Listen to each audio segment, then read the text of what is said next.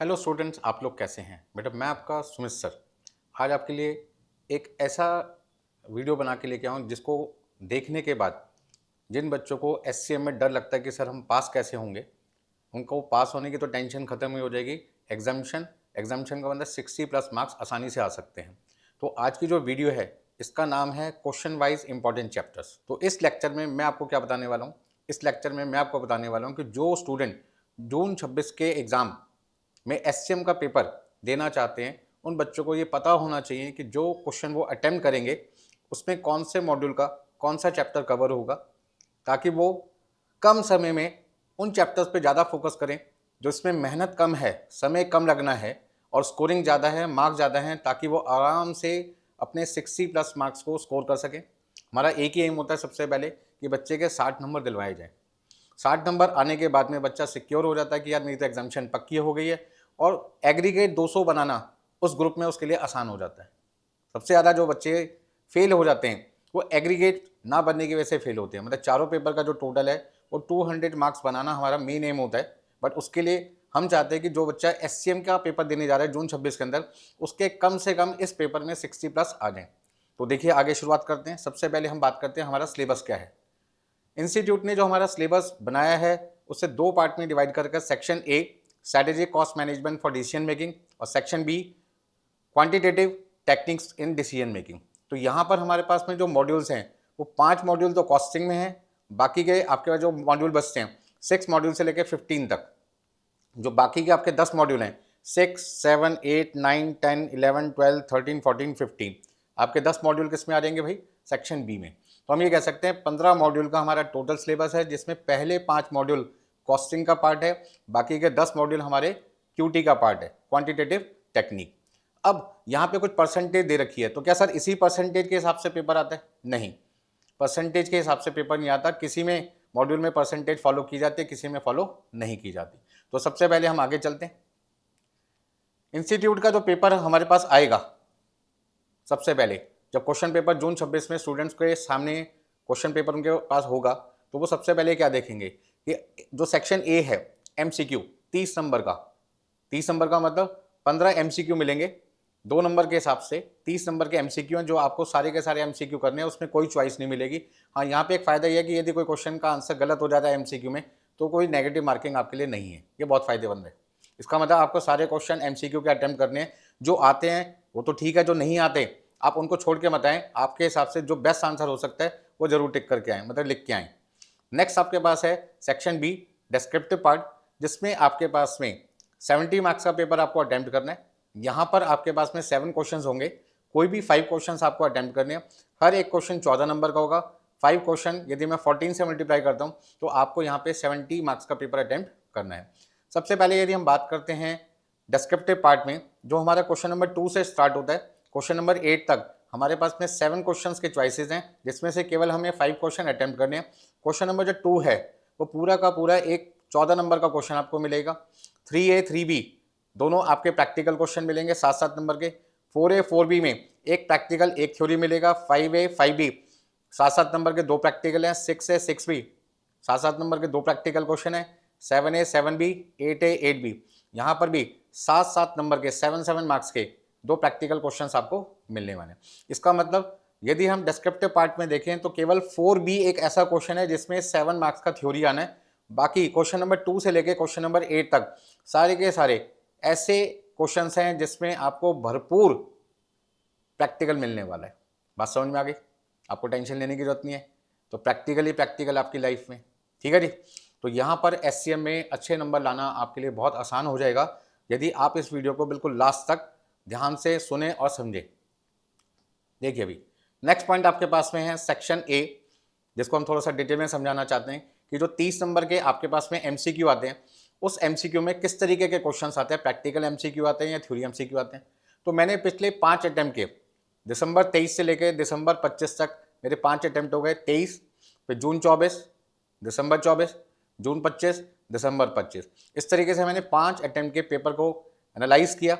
और एनालाइज करने के बाद मैंने क्या देखा कि जो मेरे पास 15 एमसीक्यू आते हैं, उन एमसीक्यू में कितना पार्ट मुझे कॉस्टिंग में से मिलता है, कितना पार्ट मुझे क्यूटी में से मिलता है, वो मैंने यहाँ पे डिवाइड कर दिया। तो मैंने देखा कि जो हमारे पास में 30 नंबर के एमसीक्यू हैं उसमें कॉस्ट में कितना आता है, क्यूटी में कितना आता है। तो हमने यहाँ पर क्या देखा, कॉस्ट में जो दिसंबर 23 का एग्जाम था उसमें सबसे पहले हमने क्या देखा, 5 हमारे प्रैक्टिकल क्वेश्चन थे, 2 नंबर के हिसाब से 10 नंबर के हो गए, 2 हमारे थ्योरी क्वेश्चन थे, 2 नंबर के हिसाब से 4 नंबर के हो गए। इसका मतलब यहाँ पे 10 + 4 14 मार्क्स के हमारे पास में कॉस्टिंग का पार्ट आया था एमसीक्यू में। और यदि मैं क्यूटी की बात करता हूँ तो 4 क्वेश्चन प्रैक्टिकल थे, 4 क्वेश्चन थ्योरी थे, 8 नंबर + 8 नंबर 16 नंबर के आपके पास में क्यूटी का पार्ट था। इसका मतलब क्या हुआ, दिसंबर 23 के अंदर 30 नंबर में से 14 नंबर का एमसीक्यू कहाँ से मिल रहा है, कॉस्टिंग वाले पार्ट में से, और 16 नंबर का एमसीक्यू आपको मिल रहा है क्वांटिटेटिव टेक्निक में से। जून 24 में आई तो हमने यहाँ पे फिर से देखा 10 + 4 कितना है 14, और 8 + 8 कितना है 16। फिर हमने यहाँ पे देखा 10 और 4 कितना है 14, और 10 और यहाँ पे कितना है 6 16। इसका मतलब हर बार हम क्या देख रहे हैं, हर बार हम ये देख रहे हैं कि 14 नंबर का जो पार्ट है एमसीक्यू का वो किस में से मिल रहा है, कॉस्टिंग में से, और 16 नंबर का जो पार्ट है वो आपको मिल रहा है क्यूटी में से। यहाँ पे फिर कितना है 10 + 6 16, और यहाँ पे 8 + 6 14। अब जून 25 में यहाँ पे थोड़ा सा फेरबदल आ गया, यहाँ पे कॉस्टिंग में एमसीक्यू 14 नंबर की जगह 16 नंबर का हो गया, और क्यूटी जो 16 नंबर का आता था वो कितने नंबर का हो गया आपका 14 नंबर का। इसका ना 2 नंबर ऊपर नीचे हो गया, कोई खास फर्क नहीं पड़ा। हाँ, दिसंबर 25 में यदि मैं देखूँ तो जबरदस्त चेंज यहाँ पे दिखाई दिया, 14 + 8 कितना हो गया आपके पास में 22, मतलब 22 नंबर का एमसीक्यू कॉस्टिंग में से मिल रहा है, और 8 नंबर का एमसीक्यू सिर्फ किस में से मिल रहा है, क्यूटी में। इसका मतलब क्या हुआ कि दिसंबर 25 में एमसीक्यू का जो पैटर्न चलता आ रहा था आपका 14 नंबर और 16 नंबर, वो चेंज होके 22 नंबर और कितना हो गया 8 नंबर का। तो हमें इससे कोई फर्क नहीं पड़ता कि यार कॉस्टिंग में से ज़्यादा एमसीक्यू आ रहे हैं या क्यूटी में से, जो भी आएगा हमें तो एग्जाम में अटेम्प्ट कर रहे हैं। अब ये क्यूटी या जो आपका कॉस्टिंग का एमसीक्यू है सर, उसकी तैयारी कहाँ से करनी है, ठीक है ना। तो उसका मैं आपको पीडीएफ प्रोवाइड करूंगा, जिसमें आपके पास में इंस्टीट्यूट ने जो भी बिट्स क्वेश्चन दिए हैं, जो भी 2024 में बहुत सारे एमसीक्यू का उन्होंने कंपाइलर बनाया था वो आपको प्रोवाइड किया जाएगा। और जितने अब तक एग्जाम हो चुके हैं न्यू सिलेबस के, उनके जितने भी एमसीक्यू एग्जाम में आ चुके हैं वो आपको मैं प्रोवाइड करूंगा। मॉडल क्वेश्चन पेपर अब तक जितने इंस्टीट्यूट इशू कर चुका, वो सारे मॉडल क्वेश्चन के जितने एमसीक्यू 15-15 दिन के हर पेपर के, वो सारे मैं आपको प्रोवाइड करूंगा। यदि उन सभी एमसीक्यू को आपने ढंग से कर लिया, प्लस इंस्टीट्यूट का जो स्टडी मटेरियल है, हर चैप्टर के बैक साइड में बहुत सारे एमसीक्यू आपको दे रखे हैं, यदि आप उन एमसीक्यू को ढंग से कर जाएं तो कोई भी क्वेश्चन एमसीक्यू का स्टडी मटेरियल से बाहर नहीं आता। अब तक मैंने यहाँ पे क्या ऑब्जर्व किया, मैंने ये ऑब्जर्व किया कि इंस्टीट्यूट का जो स्टडी मटेरियल है, हर चैप्टर के एंड में बहुत सारे एमसीक्यू दे रखे हैं। यदि बच्चा उन एमसीक्यू को ढंग से करके जाए तो समझ लीजिए सारे के सारे एमसीक्यू एग्जाम में लगभग उसके कवर हो जाएंगे। मतलब उन्हीं से मिलते जुलते प्रैक्टिकल मिलेंगे, थ्योरी तो बिल्कुल सेम ही आता है, आपको टेंशन लेने की जरूरत नहीं है। आप अच्छे नंबर लेके आ सकते हैं, मतलब 30 में से 30 तो ला सकते हैं।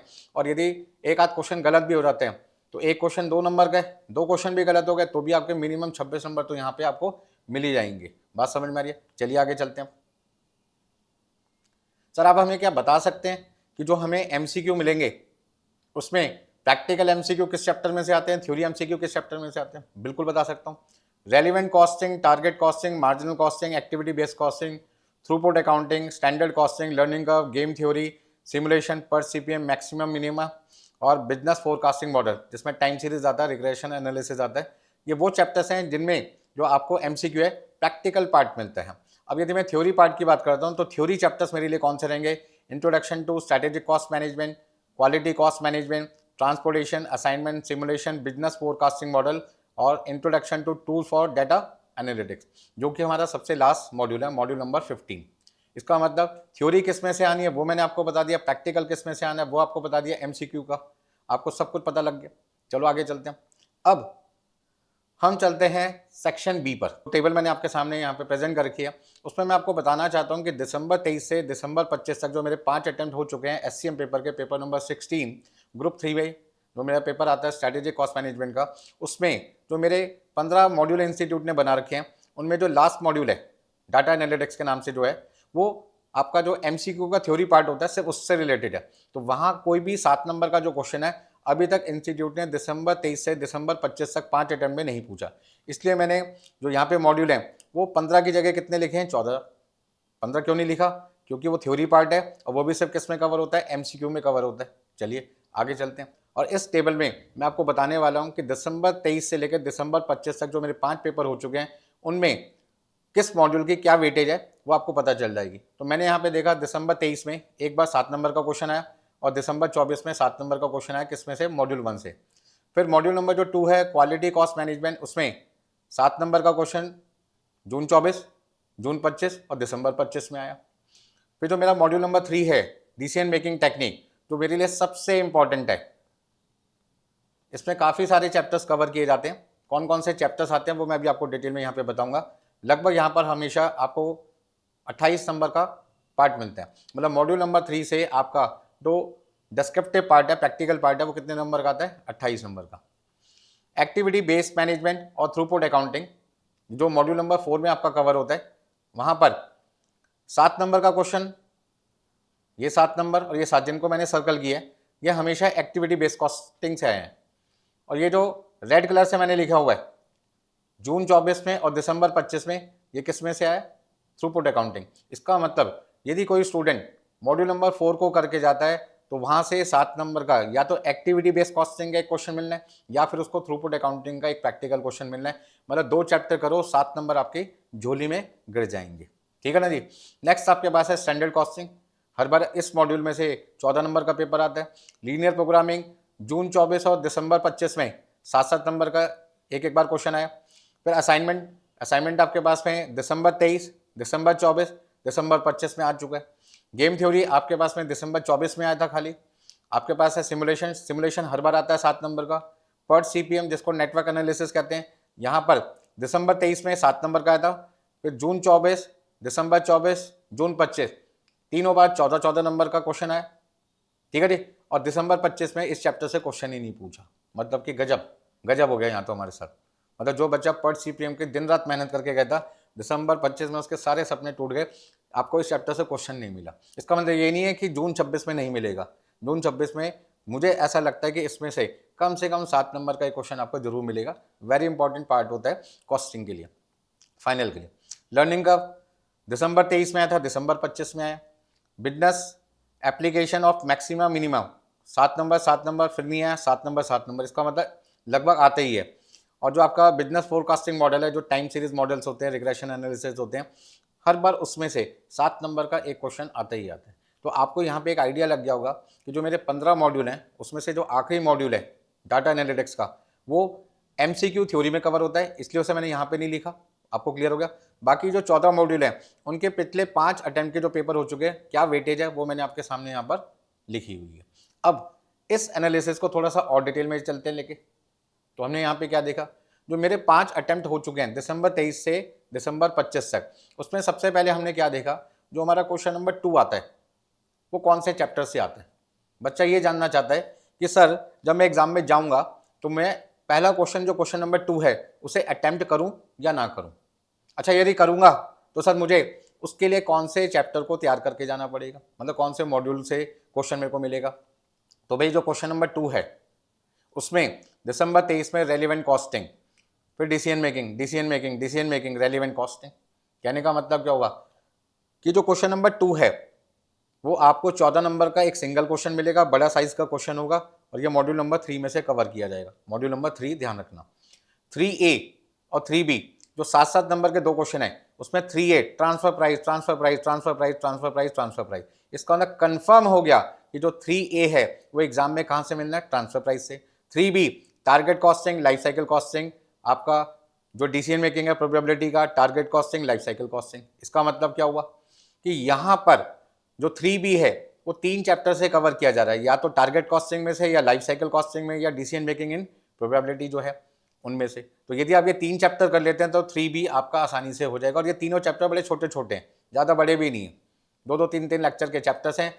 कोई 1 लेक्चर का, कोई 2 लेक्चर का, कोई 3 लेक्चर का, और ये चैप्टर खत्म है। यदि आप बात करें इन तीनों के तो 3 और 3 6 और 2 8 लेक्चर्स में आपके 3 चैप्टर्स क्या हो जाते हैं, कंप्लीट हो जाते हैं। इसका मतलब 3B करने के लिए सिर्फ आपको 8 लेक्चर्स देखने हैं, ज़्यादा आपको टाइम वेस्ट करना ही नहीं है। कम समय में आप ज़्यादा नंबर ला सकते हैं यदि आप इस एनालिसिस को समझें और फॉलो करें जून 26 के लिए। चलिए आगे चलते हैं।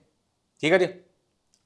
नेक्स्ट आपके पास है 4A activity based costing. ABC का मतलब activity based costing throughput, activity based costing throughput. इसका मतलब क्या हुआ, यदि कोई स्टूडेंट 4th क्वेश्चन को शुरू करता है एग्जाम में तो पहला जो 4A मिलेगा, 4A या तो वो एक्टिविटी बेस्ड कॉस्टिंग से होगा या थ्रूपुट से होगा।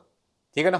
तो मुझे लगता है कि भाई यहाँ पे 2 चैप्टर करके आपको 4A के 7 नंबर मिल जाएंगे। 4B आपका थ्योरी पार्ट है, थ्योरी पार्ट जो मिलता है या तो वो फर्स्ट चैप्टर से आता है या सेकंड चैप्टर से आता है, ठीक है ना। Introduction to strategic cost management या फिर क्वालिटी कॉस्ट जो आपका वो है वैल्यू एनालिसिस है उसमें से आता है। तो वैल्यू एनालिसिस हो गया, लीन अकाउंटिंग है, वैल्यू एनालिसिस है, कॉस्ट और क्वालिटी है, लीन अकाउंटिंग है। इसका ना चैप्टर 1 और चैप्टर 2 में से लगभग ये आपकी थ्योरी यहाँ पे कवर हो जाती है। नेक्स्ट आपके पास में है क्वेश्चन नंबर 5A 5B। अच्छा 5A 5B में क्या रहता है, इंस्टीट्यूट ना हमारे साथ गेम खेलता है। कई बार तो क्या करता है कि क्वेश्चन नंबर जो 5 है वो सिंगल 14 नंबर का देगा, एक ही बड़ा क्वेश्चन आपको दे देगा और सारे तरीके के वेरिएंस आपसे पूछ लेंगे, साथ में आपसे प्रॉफिट का रिकन्सलेशन भी करवा लेते हैं, बच्चे की जान ले लेते हैं। और कई बार इंस्टीट्यूट इतना मेहरबान होता है कि 7-7 नंबर के 2 छोटे छोटे क्वेश्चन जो इंटर लेवल के होते हैं वो आपको दे देते हैं।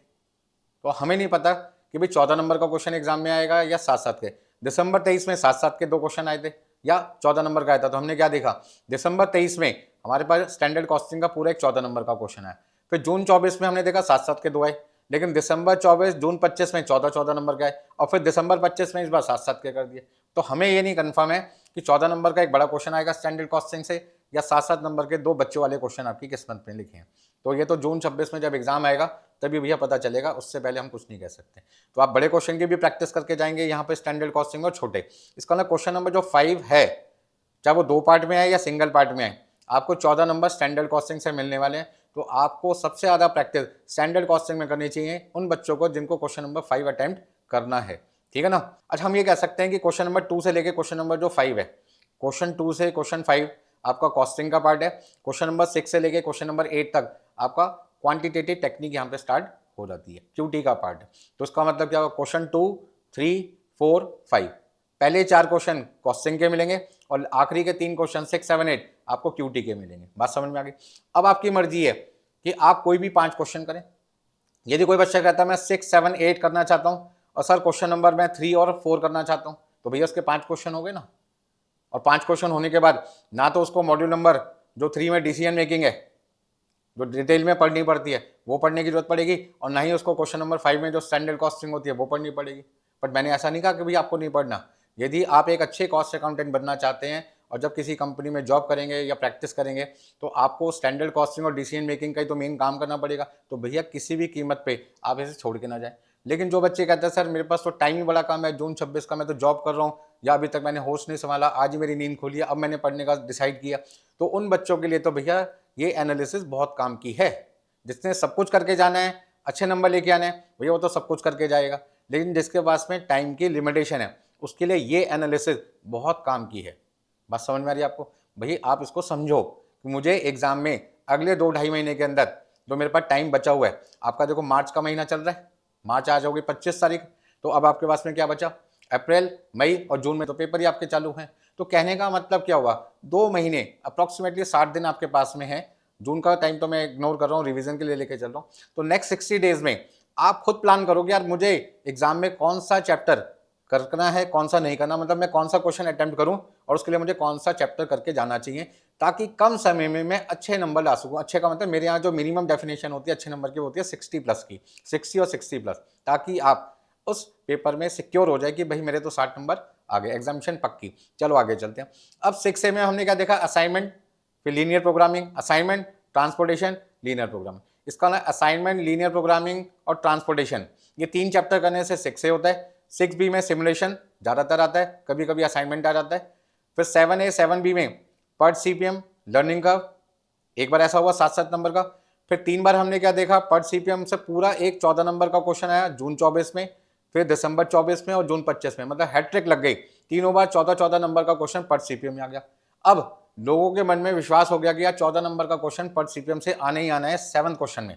बट इंस्टीट्यूट ने हमारे साथ फिर खेला कर दिया, गेम खेल लिया हमारे साथ। उन्होंने क्या किया, पर्ट CPM को इस बार दिसंबर 25 में कंसीडर ही नहीं किया और यहाँ पे एक क्वेश्चन सिमुलेशन का और एक किसका दे दिया, लर्निंग कर्व का 7-7 नंबर का। ठीक है जी। तो यहाँ पे आपके पास रिस्क हो गया, जो बच्चे सेलेक्टेड चैप्टर करके गए उनके साथ गेम हो गया। अब आ जाओ 8A और 8B में। तो 8A में मैक्सिमा मिनिमा और 8B में टाइम सीरीज। इनमें से ज्यादातर क्वेश्चन आते हैं, एक बार गेम थ्योरी का है, बाकी ज्यादातर क्वेश्चन आते हैं मैक्सिमा मिनिमा का। ठीक है। तो इस तरीके से पिछले 5 अटेम्प्ट में इंस्टीट्यूट ने किस चैप्टर से या आप ऐसे कह सकते हैं किस क्वेश्चन में कौन सा चैप्टर कवर किया था, वो मैंने आपको यहाँ पे डिटेल में समझा दिया। अब इस एनालिसिस को थोड़ा सा शॉर्ट में समझ लेते हैं, ठीक है ना। चलो भाई आगे चलते हैं। तो जो बच्चे जून 26 में पेपर देने जा रहे हैं उनके लिए मैंने थोड़ा सा यहाँ पे समय बचाने वाला एक एनालिसिस और कर दिया। हमने क्या देखा, जो क्वेश्चन नंबर 2 है वो हमारे पास कितने नंबर का आता है, 14 नंबर का आता है। किस में से क्वेश्चन आता है ज़्यादातर, मॉड्यूल नंबर 3 में से मिलेगा आपको, यहाँ पे मैंने लिख भी रखा है M3 का मतलब मॉड्यूल 3। इसमें से जो क्वेश्चन मिलता है 14 नंबर का वो आपको मिलेगा decision involving alternative choices oblique relevant cost analysis. इन दोनों में से ही 14 नंबर का क्वेश्चन आता है, जिसमें डिसीजन इन्वॉल्विंग ऑल्टरनेटिव चॉइसेस में मेक बाय आ गया, शट डाउन आ गया, ठीक है ना। आपके पास में की फैक्टर वाला क्वेश्चन भी आ जाता है जहां भी डिसीजन मेकिंग की बात आती है। चलिए नेक्स्ट क्वेश्चन जो 3A है वो फिर से मॉड्यूल 3 से मिलेगा, ट्रांसफर प्राइस का मिलेगा। 3B आपको या तो टारगेट कॉस्टिंग से मिलेगा या लाइफ साइकिल कॉस्टिंग से मिलेगा मॉड्यूल 3 से। तो मॉड्यूल 3 से हम कह सकते हैं हमें एक तरीके से एक तो ट्रांसफर प्राइस जरूर करके जाना है, एक हमें टारगेट कॉस्टिंग करना है, लाइफ साइकिल कॉस्टिंग करना है, रेलिवेंट कॉस्ट एनालिसिस करना है और डिसीजन इन्वॉल्विंग ऑल्टरनेटिव चॉइसेस ये करना है। मतलब कि कुल मिला के मॉड्यूल 3 में से हमें 5 चैप्टर को ढंग से करना है। एक हमारा 14 नंबर का क्वेश्चन 2 कंप्लीट हो जाएगा और 3A 3B 7-7 नंबर के 2 क्वेश्चन यहाँ से हो जाएंगे। 28 नंबर का पेपर हमारा मॉड्यूल नंबर 3 से कंप्लीट हो जाएगा। अब आ जाओ 4A पे, activity based costing throughput module number 4 से मिलेगा।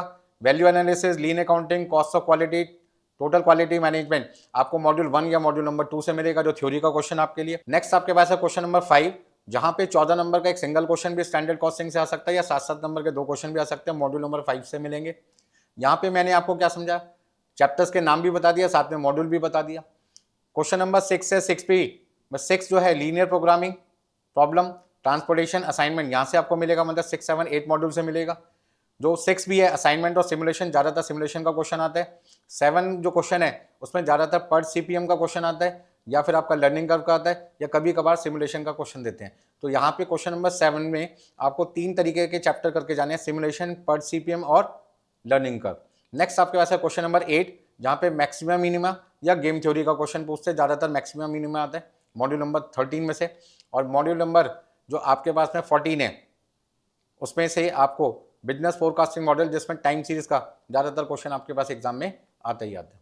तो यहाँ पे मैंने आपका जो एनालिसिस दिसंबर 23 से दिसंबर 25 में 5 अटेम्प्ट का डिटेल में समझा रखा था, उसको यहाँ पे मैंने उसी एनालिसिस को शॉर्ट में आपको समझा दिया, ताकि आप यहाँ पे डिसीजन मेकिंग कर सकें कि भाई आप जब एग्जाम में जाएंगे और किस क्वेश्चन को आप स्टार्ट करेंगे, किस क्वेश्चन का डिसीजन लेंगे कि भाई मुझे इस क्वेश्चन को करना है, आपके लिए उस चैप्टर की एनालिसिस हो चुकी है। चलिए आगे चलते हैं। हाँ जी, नेक्स्ट आपके पास है इंपॉर्टेंट प्रैक्टिकल चैप्टर्स। तो डिसीजन मेकिंग टेक्निक जो मॉड्यूल नंबर 3 है, activity based management module number 4, ये मॉड्यूल नंबर कौन सा आपका 3, ये मॉड्यूल नंबर कौन सा आपका 4 और ये मॉड्यूल नंबर कौन सा है 5, क्योंकि पहले 2 मॉड्यूल तो थ्योरी के हैं। पहले 2 मॉड्यूल कौन से आपके थ्योरी के। तो उसका ना कॉस्टिंग के अंदर जो 5 मॉड्यूल है उसमें पहले 2 थ्योरी के हैं और अगले 3 आपके प्रैक्टिकल के। ठीक है जी, आगे चलते हैं। तो यहाँ से आपको 14 नंबर के 2 क्वेश्चन मिल रहे हैं, यहाँ से आपको 7 नंबर का मिलेगा क्योंकि 7 नंबर की तो थ्योरी आती है, और यहाँ आपको 14 नंबर का मिलेगा। ठीक है ना। अब ये भी हो सकता है कि 14 नंबर का एक क्वेश्चन आ जाए स्टैंडर्ड कॉस्टिंग का, या 7-7 नंबर के 2 क्वेश्चन आए। चलिए आगे चलते हैं। QT assignment, game theory, simulation, networking, मतलब जैसे पर CPM कहते हैं, लर्निंग का मैक्सिमम मिनिमा और आपका टाइम सीरीज, ये आपके QT के मेन प्रैक्टिकल चैप्टर्स है जिनको आपने ढंग से करके जाना है। चलिए आगे चलते हैं। सर जो आपके पास में जो आपने हमें शुरू में 14 मॉड्यूल्स बताए थे हमारे सिलेबस में, उसमें जो मॉड्यूल नंबर 1 है जिसका नाम है introduction to strategic cost management, उसमें हमारे लिए मेन थ्योरी कौन सी होती है, तो जिनको मैंने यहाँ पे हाईलाइट कर रखा है ब्लू कलर से, लाइट ब्लू से, वो आपका मेन थ्योरी चैप्टर्स रहते हैं। ठीक है जी। मॉड्यूल 2 से कॉस्ट ऑफ क्वालिटी और लीन अकाउंटिंग आपका मेन थ्योरी रहता है। ऐसा नहीं है कि बाकी नहीं करना, करने सब है, बट इन पे फोकस क्या होगा ज़्यादा, जिनके थ्योरी नोट्स भी मैं आपको अलग से प्रोवाइड करूंगा कि भाई एग्जाम के लिए ये मेन थ्योरी है। मतलब जो क्वेश्चन नंबर 4 आपको मिलेगा B, उसमें एक थ्योरी क्वेश्चन आएगा 7 नंबर का, उसके लिए मैं आपको 15-16 थ्योरी क्वेश्चन दे दूंगा, उन्हीं में से एक क्वेश्चन आपको एग्जाम में मिल जाएगा जो बच्चे क्वेश्चन नंबर 4 B करना चाहते हैं। ठीक है जी, चलिए आगे चलते हैं। नेक्स्ट जो मॉड्यूल नंबर 3 हमारी किस्मत में 28 नंबर है, डिस्क्रिप्टिव पार्ट की बात कर रहा हूँ, उसमें decision involving alternative choices, transfer pricing, relevant cost, target costing, product life cycle costing और डिसीजन मेकिंग यूजिंग प्रोबेबिलिटी, ये आपके मेन प्रैक्टिकल चैप्टर है। ब्लू वाले थ्योरी हो गए, येलो वाले उससे जिनको मैंने हाईलाइट कर रखा है वो आपके हो गए प्रैक्टिकल।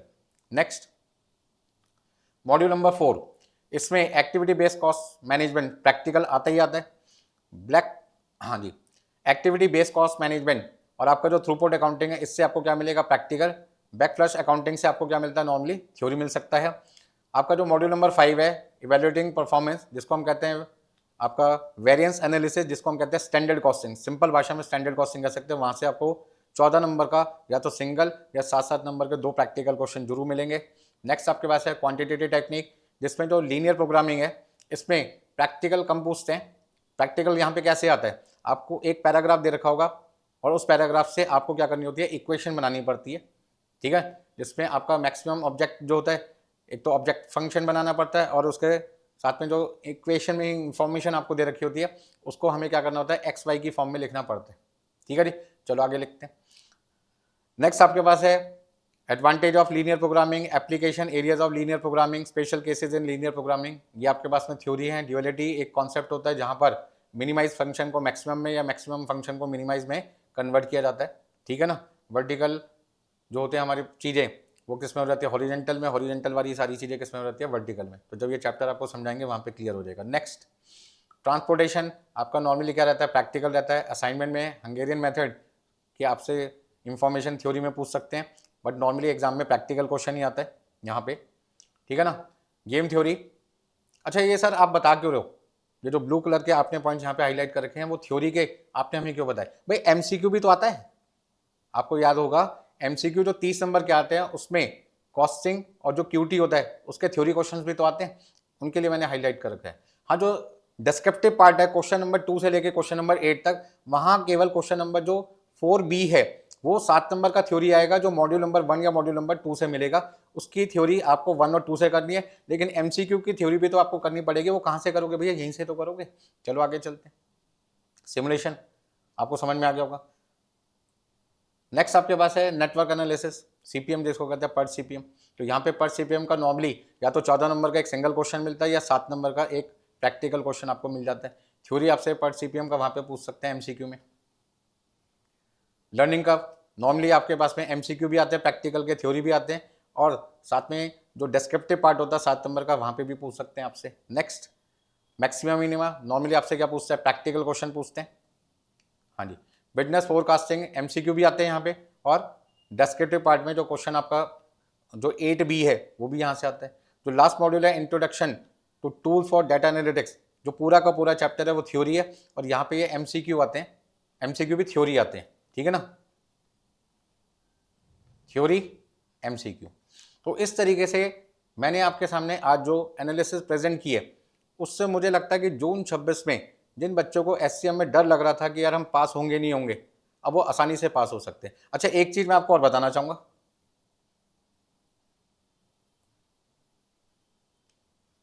हाँ जी, एक चीज मैं आपको ये बताना चाहता हूं कि जो स्टूडेंट क्वेश्चन नंबर 6, 7, 8 ये 3 क्वेश्चन करके आते हैं, तो 14 + 14 + 14 आपके पास हो गया 42 मार्क्स का। तो यहाँ पे आपको प्रैक्टिकल मिल जाएगा।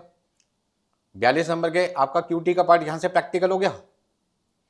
और जरा यहाँ पे आ जाओ, आपका क्यूटी का 8 + 8 कितना है, 16, या फिर आपके पास में कितना है 8 + 6 14। मतलब हम ये कह सकते हैं कि आपके पास में जो क्यूटी का पार्ट है वो मिनिमम कितना रहता है 8 नंबर का, और मैक्सिमम कितना 16। मतलब एवरेज मान के चलो 8 और 16 कितने हो गए आपके पास में 24, 24 का आधा कर दो 12, 12 नंबर का तो क्यूटी रहना ही रहना है। तो आपके पास में एमसीक्यू कितना आ गया क्यूटी का, 12 नंबर का ले लेते हैं एवरेज, कम भी हो सकता है ज़्यादा भी हो सकता है। और जो प्रैक्टिकल है वो आपके पास में कितना है 42 का। तो इसका मतलब आपके पास में करीब 54 मार्क्स का क्यूटी का पेपर है जो आप आराम से अटेम्प्ट कर सकते हो। बच्चों को लगता है क्यूटी का पार्ट तो आता ही नहीं है एग्जाम में, सारा पेपर से कॉस्टिंग में से ही आता है। ऐसा नहीं है भाई, पेपर आपकी मर्जी है कि आप क्यूटी का पार्ट ज़्यादा करना चाहें या आप कॉस्टिंग का पार्ट ज़्यादा करना चाहते हैं। क्वेश्चन नंबर 2, 3, 4, 5 इनमें से यदि आपने 4 क्वेश्चन अटेम्प्ट किए तो आपका 56 नंबर का पेपर कॉस्टिंग में से हो जाएगा। और यदि आपने आखिरी के 3 क्वेश्चन किए 6, 7, 8 और 2 क्वेश्चन पहले 2, 3, 4, 5 में से किए, तो भैया आप ऐसे कह सकते हैं 28 नंबर का पेपर आपका किस में से हुआ, कॉस्टिंग में से, और 42 नंबर का पेपर आपका किस में से होगा, QT में से 70 नंबर हो गए ना, 28 + 42, बात समझ में आ गई। चलिए आगे चलते हैं।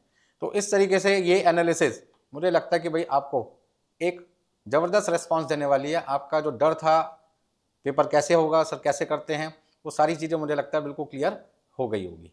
ठीक है जी, ऑल द बेस्ट, फिर मिलते हैं। ठीक है जी, बाय बाय।